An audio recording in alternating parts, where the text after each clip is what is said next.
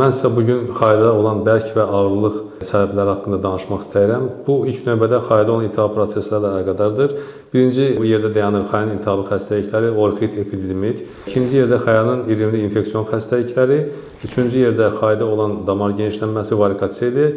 Dördüncü yerdə isə xaya qışaqları arasında yığılan maye hidrosel xəstəliyidir ki, məhz bu proseslər xayada olan hər hansı bir dəyişiklikdən xəbər verir və bunu da aşkara çıxarmaq üçün xayaların Doppler UZI müayinəsi vacibdir. İlk növbədə nəzərinizə çatdırım ki, xayada olan hər hansı bir iltihab proses onun gələcək inkişafına mənfi təsir göstərir və burada reproduktiv sistemin pozulmasına gətirib çıxara bilər. Demək istəyirəm ki, uşaqlarda bu çox ciddi əhəmiyyət daşıyır. Yəni, yeni doğulmuşlarda əgər 1 yaşına qədər xayalar xayalığa düşmürsə, onda kriptarxizm baş verir və bu zaman da təcili tədbirlər görmək lazımdır.